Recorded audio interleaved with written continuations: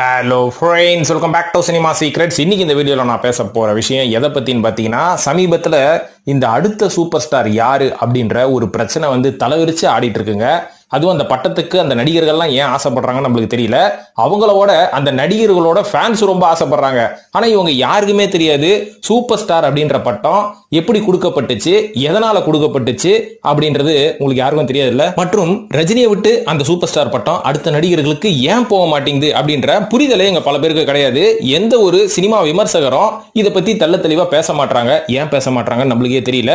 உள்குத்து ஏதாவது இருக்குமோ என்னமோ, நம்ம எதுக்கு அந்த பாலிடிக்ஸை பத்தி எல்லாம் பேசணும்? அதுக்கு பதிலாக இந்த சூப்பர் ஸ்டார் பட்டம் இப்ப இருக்கிற நடிகர்கள் ஏன் அடித்துக் கொண்டிருக்கிறார்கள், உண்மையாவே சூப்பர் ஸ்டார் பட்டத்துக்கு பின்னாடி இருக்கக்கூடிய அந்த அரசியல் என்ன, உண்மையான காரணம் என்ன, அது ஏன் ரஜினியை விட்டு அடுத்த நடிகர்களுக்கு வரமாட்டேங்குது, ரஜினிக்கு முன்னாடி இருந்த சூப்பர் ஸ்டார்லாம் யாருன்னு கூட நம்மளுக்கு தெரியாது. அவங்கள பத்திலாம் நம்ம கம்ப்ளீட்டா இந்த வீடியோல பேசுவோம். தமிழ் சினிமால இதுக்கு முன்னாடி இருந்த சூப்பர் ஸ்டார் யாரு, ரஜினிக்கு அடுத்தபடியா வரப்போற சூப்பர் ஸ்டார் யாருன்றதை நீங்க தான் தீர்மானிக்கணும். அதுக்கு நான் சொல்ல போற ஒரு சிறந்த உதாரணமே, ரஜினிக்கு அடுத்தபடியா இப்போ இந்த ஜெனரேஷன் நடிகர்கள் யாரெல்லாம் அதிகப்படியான ஃபிளாப்ஸ் கொடுத்திருக்காங்க அப்படின்றத பத்தி பேசினதுக்கு அப்புறம் நீங்களே முடிவெடுங்க.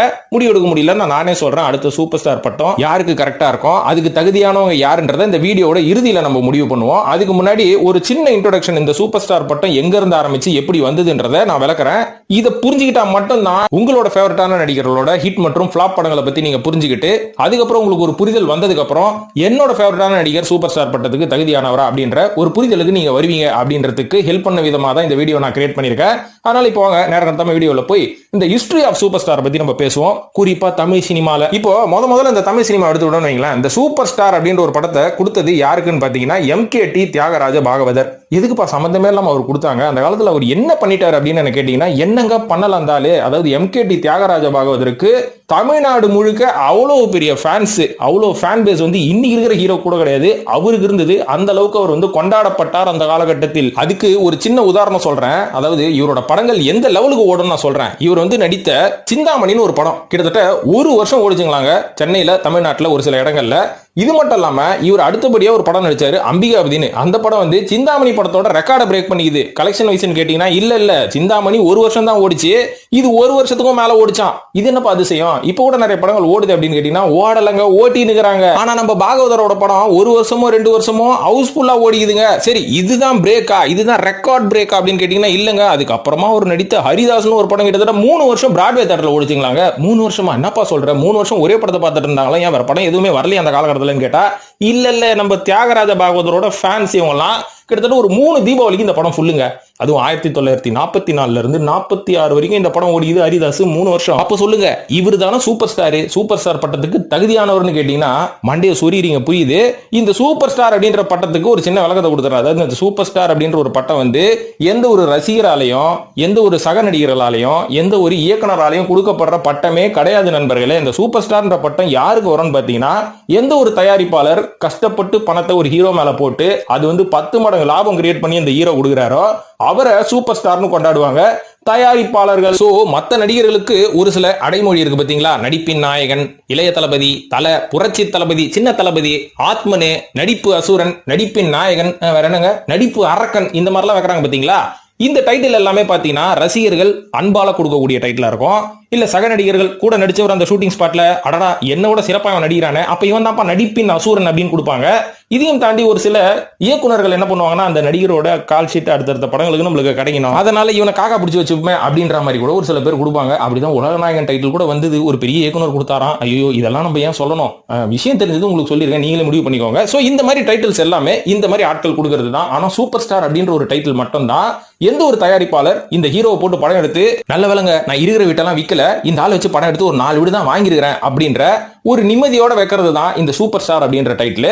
சோ இது முதல்ல எம்கேடி தியாகராஜ பாகவதர் அவர்களுக்கு கிடைச்சது. அதுக்கப்புறமா யாருக்கு கிடைச்சதுன்னு பாத்தீங்கன்னா வேற யாருக்கும் இல்ல, புரட்சி தலைவர் எம்ஜிஆர் அவர்களுக்கு தான் கிடைச்சது. அதுக்கு முக்கியமான காரணம் என்னன்னு பாத்தீங்கன்னா, 1950 வருஷம் மந்திரி குமாரி, மலைக்கல்லன் போன்ற படங்கள் எல்லாமே அந்த வருஷத்துல ஹையஸ்ட் கிராசிங் பிலிம்ஸ் அப்படின்ற ஒரு பெரிய பேர் வாங்கிச்சு. அந்த அளவுக்கு கலெக்ஷன் அல்லல்னு அள்ளிடுச்சு. அது மட்டும் இல்லாம அலிபாபாவும் 40 திருடர்களும் 1956 வருஷம் வந்த ஒரு படம், ஒரு சிறந்த பாக்ஸ் ஆபீஸ் கலெக்ஷன் பண்ண படம். அது மட்டும் இல்லாம ஒரு ஃபுல் லென்த் கலர் பிலிம் அந்த காலகட்டத்தில் வந்த முதல் தமிழ் படமே எதுன்னு பாத்தீங்கன்னா இந்த படம் தான் சொல்றாங்க.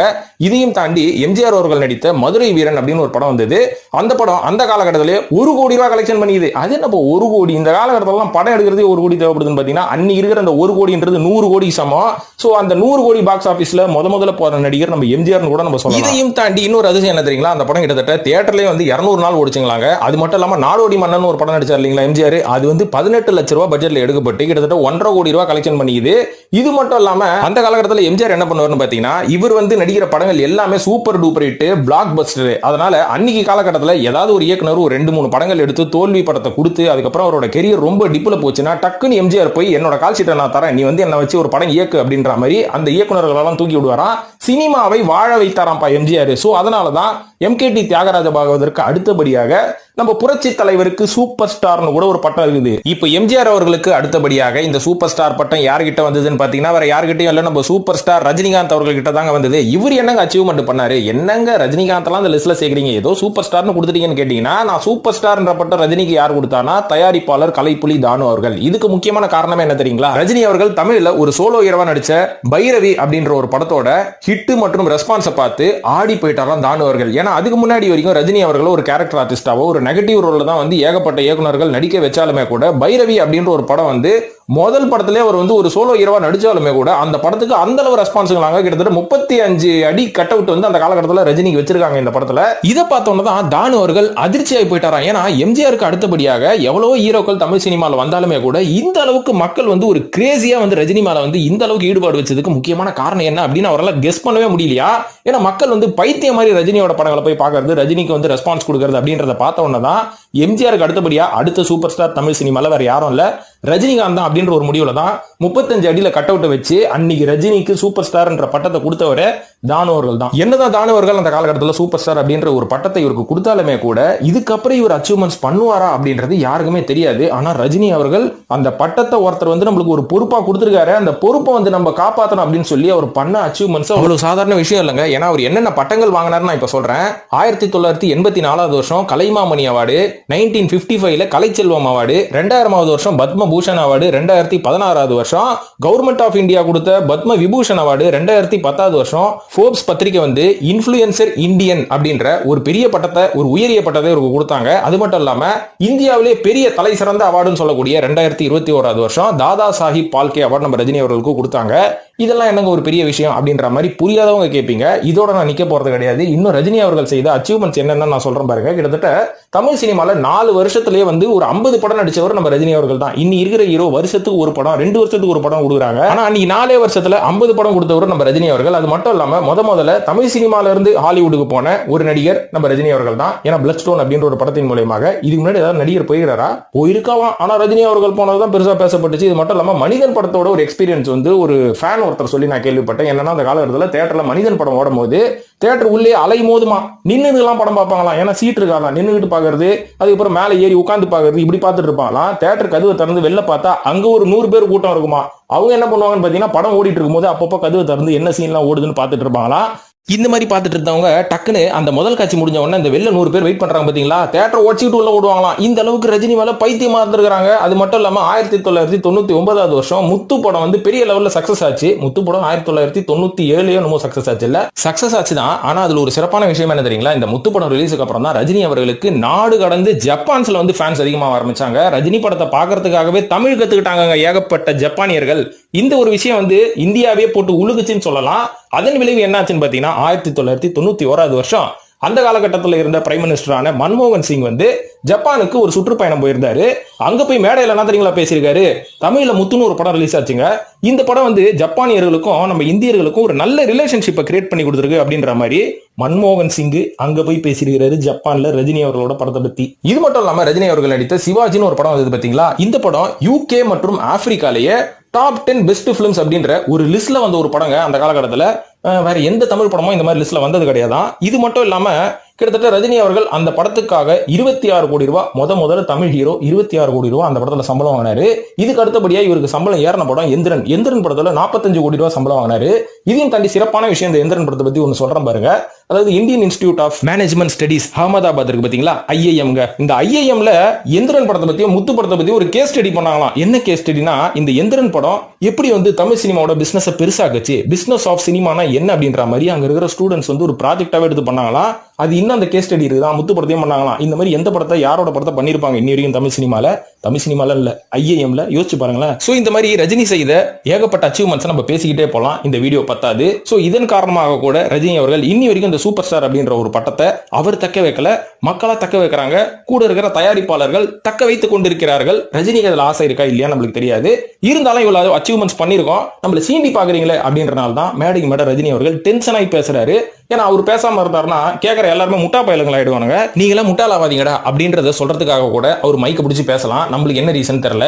உடனே நீ ரஜினிக்கு முட்டு கொடுக்காதன்னு எனக்கு கேட்பீங்க. நான் யாருக்குமே முட்டு கொடுக்கலங்க. இங்க வந்து நம்ம சேனலை பாக்குற நம்ம நண்பர்கள் யாருமே வந்து முட்டாள்தனமா எந்த விஷயத்தையும் யோசிச்சுக்கிட்டு அவங்க டைமை வேஸ்ட் பண்ணக்கூடாது. அதுக்கு ஒரு புரிதலை ஏற்படுத்தணும் அப்படின்றதுக்காக தான் இவ்வளவு நான் பேசுறேன். நான் எந்த ஒரு நடிகருக்கும் எதிராளியும் கிடையாது, நண்பனும் கிடையாது.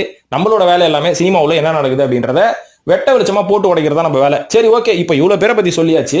ஆனா இன்னைக்கு இருக்கிற காலகட்டத்தில் சூப்பர் ஸ்டார் அப்படின்ற ஒரு பட்டத்துக்கு ஒரே ஒரு நடிகர் மட்டும் தான் வந்து ஆசைப்படுறாரா அப்படின்ற மாதிரி தான் இன்னைக்கு பெரிய லெவல்ல பேசிட்டு இருக்காங்க. கிடையவே கிடையாதுங்க. இன்னைக்கு இருக்கிற ஜெனரேஷன்ல எல்லா நடிகரும் அந்த சூப்பர் ஸ்டார் பட்டத்துக்கு ஆசைப்படுறாங்க.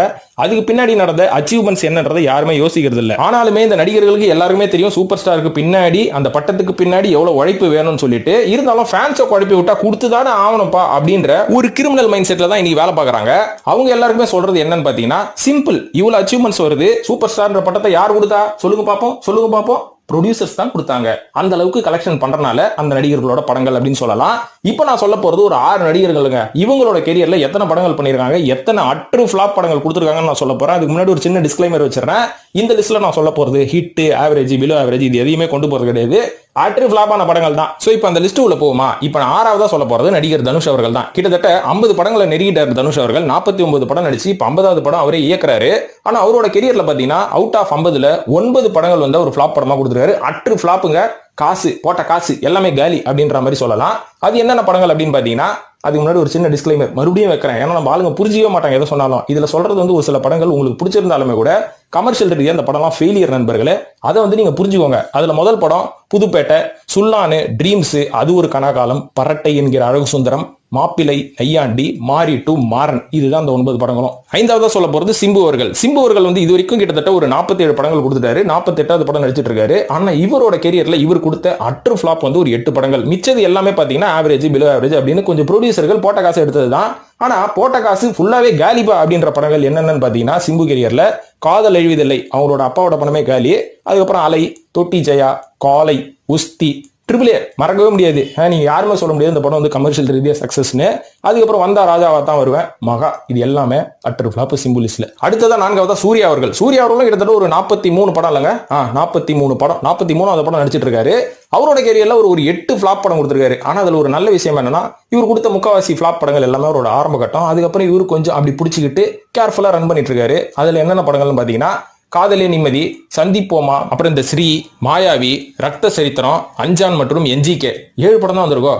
7 தாங்க, 8 கிடையாதுங்க. 43 படத்துல கிட்டத்தட்ட ஒரு 7 படங்கள் வந்து நம்ம சூர்யா அவர்கள் ஃபிளாப் படம் கொடுத்திருக்காரு. இப்ப அடுத்ததான் நான் யார் தெரியுமா சொல்ல போறேன்? 3வதா சியான் விக்ரம் அவர்கள். கிட்டத்தட்ட அவரோட கெரியர்ல 62 படங்கள் கொடுத்திருக்காரு. அதுல 10 படங்கள் வந்து அட்ரு ஃபிளாப். என்னென்ன படங்கள் பாத்தீங்கன்னா, என் காதல் கண்மணி, தந்துவிட்டா என்னை, மீரா, புதிய மன்னர்கள், கண்களின் வார்த்தைகள், அதுக்கப்புறம் கிங்கு, காதல் சடுகுடு, ராஜபாட்டை, டேவிட் மற்றும் சமீபத்தில் வந்த கோப்ரா. சோ 62 படங்கள்ல 10 ஃபிளாப் படங்கள் விக்ரம் அவர்கள் கொடுத்திருக்காரு. இவருக்கு ஒரு சின்ன ஆசை இருக்கும்ல, சூப்பர் ஸ்டார் பட்டம் கொடுத்தா வேணா நான் சொல்ல போறேன், அதனால தான் இந்த லிஸ்ட்ல இவரும் வந்தாச்சு. இப்ப 2வதா சொல்ல போறது தல அஜித். அஜித் அவர்கள் கிட்டத்தட்ட 62 படங்கள் கொடுத்திருக்காரு. அதுல 21 படங்கள் ஃபிளாப். ஆனா இவரும் ஆசைப்படுறாருன்னு நான் கேள்விப்பட்டேன். அது என்னென்ன ஃபிளாப் படங்கள் தெரியுமா? அடிச்சு விடுறேன் பாருங்க. பாச மலர்களே, கல்லூரி வாசல், மைனர் மாப்பிள்ள, நேசம், ராசி, உல்லாசம், பகைவன், ரெட்டஜட வயசு, உயிரோடு உயிராக, தொடரும், உன்னை கூடு என்னை தருவேன், ரெட்டு, என்னை தாளாட்ட வருவாளா, ஜனா, ஆஞ்சநேயா, ஜி, பரமசிவன், ஆழ்வாரு, ஏகனு, அசலு, பில்லட்டு, இது எல்லாமே நீங்க பாத்திருக்கீங்களா? நம்ம பாக்குறத விடுங்க, அஜித் ரசிகர்களே, நீங்க இதுல எத்தனை படம் பாத்திருக்கீங்க சொல்லுங்க பாப்போம். ஆனா நீங்க அஜித் ரசிகரா? 1வதா சொல்ல போறது, முதல் இடத்தில் சொல்ல போறது தளபதி விஜய் அவர்கள். ஏன்னா இப்போதைக்கு இவரை தான் வச்சு கோத்துட்டு இருக்காங்க இந்த சூப்பர் ஸ்டார் அப்படின்ற ஒரு பட்டத்துக்காக. இவர் ஆசைப்படுவாரான்னு நம்மளுக்கே தெரியலங்க. இவர் உண்டு, இவர் வேலை உண்டுன்னு இவர் பாட்டுக்கு நடிச்சுக்கிட்டு சம்பளத்தை வாங்கிட்டு போயிட்டு இருக்காரு. ஆனா நம்ம ஆளுங்க தான் வச்சு உருட்டுன்னு இருப்பாங்க. விஜய் அவர்களோட கெரியர்ல 68வது படம் இப்ப நடிச்சிட்டு இருக்காரு. ஆனா அவரோட கெரியர்ல இது வரைக்கும் ஒரு 11 ஃபிளாப் படம் கொடுத்திருக்காரு. அதுல முதல் படமே பிளாப் தான், நாளை தீர்ப்பே பிளாப்பு. அப்புறம் ராஜாவின் பார்வையிலே, சந்திரலேகா, வசந்த வாசல், செல்வா, காலம் எல்லாம் காத்திருப்பேன், என்றென்றும் காதல், பகவதி, அப்புறம் ஏடிஎம், அழகிய தமிழ் மகன், அவரோட 100வது படமா இது, 100வது படம் 50வது படமே பிளாப்பு. அப்புறம் வில்லு, சுறா. ஏன்பா இவ்வளவு நொன்ன நாட்டியம் பேசுறல, ஏன் இது முன்னாடி ரஜினி, எம்ஜிஆர் எல்லாம் பிளாப் படம் கொடுத்தது இல்லையா அப்படின்னு பாத்தீங்கன்னா, பிளாப் படங்கள் கொடுத்துருக்காங்க. ஆனா அவுட் ஆஃப் எத்தனை படம் அப்படின்றத நம்ம கணக்கு பண்ணணும். அதுக்கப்புறம் அந்த ஃபிளாப் ஆன அந்த தயாரிப்பாளர்களுக்கு இவங்க என்ன நன்மை செஞ்சாங்க அப்படின்ற ஒரு விஷயங்கள்லாம் இருக்கு பாத்தீங்களா. என்னையுமே தயாரிப்பாளர்கள் இவனை வச்சு படம் எடுத்துட்டு நம்ம நஷ்டமாயிட்டுமே, இருக்கிற வாழைத்தோப்பெல்லாம் வித்துடுமே அப்படின்னு வருத்தப்படவே கூடாது. அதுதான் ஒரு நல்ல நடிகனோட கடமை அப்படின்னு நான் சொல்லுவேன். அந்த கடமையை இதுக்கு முன்னாடி சொன்ன எம்கேடி ஆகட்டும், அதுக்கப்புறம் எம்ஜிஆர் ஆகட்டும், ரஜினிகாந்த் ஆகட்டும், இவங்கெல்லாம் காப்பாத்தி இருக்கிறாங்க. இந்த ஜெனரேஷன் நடிகர்கள் காப்பாத்தி கொண்டு இருக்கிறார்களா என்பது நம்மளுக்கே தெரியல, ஏன் அவங்களுக்கே தெரியல. அதுக்கப்புறம் என்ன நொல்ல நாட்டியத்துக்கு சூப்பர் ஸ்டார் அப்படின்ற ஒரு பட்டம் அப்படின்றத நான் சொல்லலைங்க, நீங்க தான் சொல்லணும் அப்படின்றத சொல்லிட்டு இந்த வீடியோ நான் முடிச்சுக்கிறேன். இந்த வீடியோ பற்றி உங்களோட கருத்துக்களை கமெண்ட் செக்ஷன்ல போட்டு, வழக்கம் போல சினிமா சீக்ரெட்ஸையும் சப்ஸ்கிரைப் பண்ணிட்டு ஃபாலோ பண்ணுங்க நண்பர்களே. நன்றி, வணக்கம்.